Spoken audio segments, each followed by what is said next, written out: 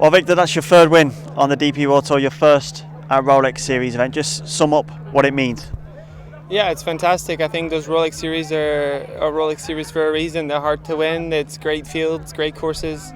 I think everybody's going to argue this is probably the best shaped golf course we play all year. It was absolutely immaculate and great competition. Come down to the last hole as expected. It's always like that, and just delighted to win for sure. When we spoke last week, you were quite happy with your form. To come into the week after and get the W, how does that feel? Yeah, I mean, it's just like I've had a great off season. It's probably the most dialed I'd say I've worked, and my preparation was fantastic. And like I always say, you can prepare as good as you want, but it doesn't mean anything. And last week was a little glimpse of some form, but it's match play. You're playing foursome. It's a little bit different, and I was just really happy to put it together this week.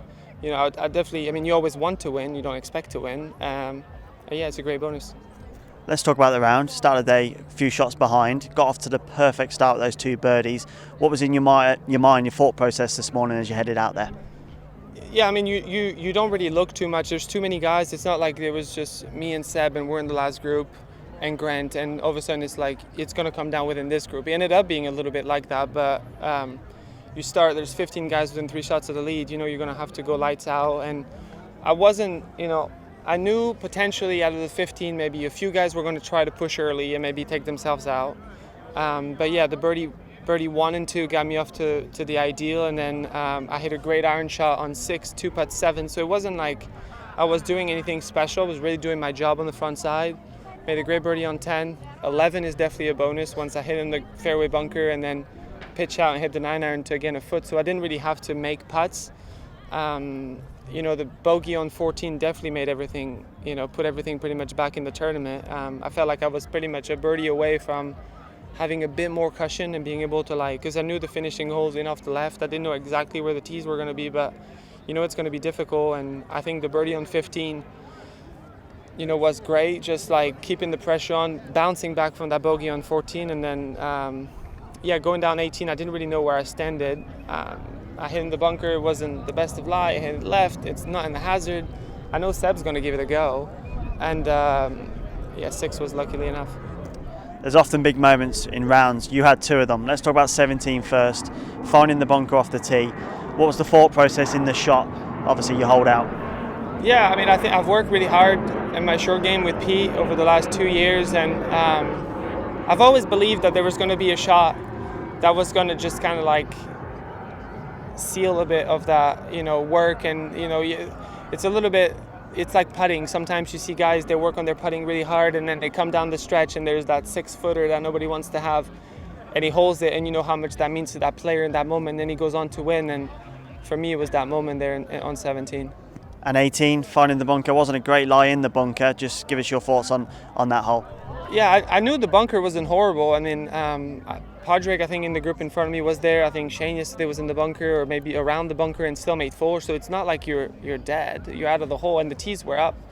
But yeah, it was just like really cuppy sitting down, and I thought at least I was going to be able to maybe chunk it, advance 80 yards. And then when the ball went left, I looked at James and I said, "Oh my God, you got to be kidding me!" Because all I'm thinking is the ball bounced into the hazard, and now I'm hitting 4 from the rough. And now you're thinking you might just lose it. You might make 4, you might make 7 and lose it with a 2-shot lead. So luckily it was just overhanging. I was able to get it up on the fairway and then probably hit a great 7-iron in a perfect spot, pin high. It was a downhill putt that doesn't have too much the ball's going to release to the hole. You don't have to worry too much about pace. And luckily, I mean, I was expecting Seb to give a go at his chip and maybe hole it, but yeah, 6 was luckily enough on 18. It ends with you holding the trophy. It's often said these events at the start of the year can define a season. For yourself, Ryder Cup on the line, potentially at the end of the year as well. What a start you've made. Yeah, I mean, like I said, you prepare as best as you can. You go into these events. I think the European Tour starts so strong with. We're very fortunate, and I want to thank everybody at the Hero Cup last week for putting these events up, because it allowed us to really see where our game was at going into this week. And usually I historically haven't played in December at all, so you kind of come into January with 2 Rolex back-to-back, and you have to get off to a good start. Like it's so top heavy with the majors. Like if you want to give a go to the season and finish high on the race to Dubai, you have to perform in the Rolex Series. Making the cut is the bare minimum, and you have to top 20 and get points because it's weighted more obviously. And yeah, I mean it's winning is obviously the best start of the season for me. It's well deserved. Keep it up for the rest of the year. Cheers, thanks. Well, Victor, that's your third win on the DP World Tour. Just sum up what it means to get this victory here. Ah, une super victoire au premier tournoi de la saison, c'est jamais évident. On avait de la chance de jouer le Hero Cup la semaine dernière, les 20 joueurs qui ont pu la chance de jouer. Ça a permis de voir à peu près où j'en étais. J'ai bien joué la semaine dernière, mais ça ne veut jamais rien dire.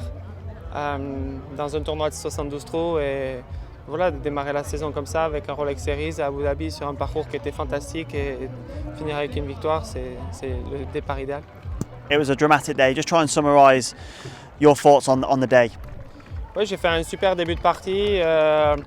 J'étais moins 4 après 9 trous. J'ai fait birdie 10-11 pour être moins 6. C'est vraiment un contrôle du tournoi avec des trous difficiles. Je sauve un bon par au 12.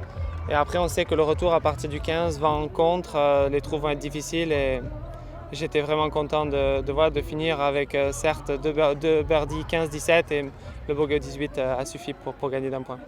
The perfect start to the season. It could be a career-defining one, potentially with the Ryder Cup on the line at the end of the year. How pleased are you with your performance here and to get off to this start? Oui, c'est vrai que la Ryder Cup, j'étais dans une situation similaire il y a 2 ans pour Whistling Straight. Et c'est vrai que c'est de l'expérience dont je vais pouvoir me servir pour la prochaine Ryder Cup à Rome où j'ai forcément envie de participer, mais surtout d'aider l'Europe à récupérer du moins le trophée.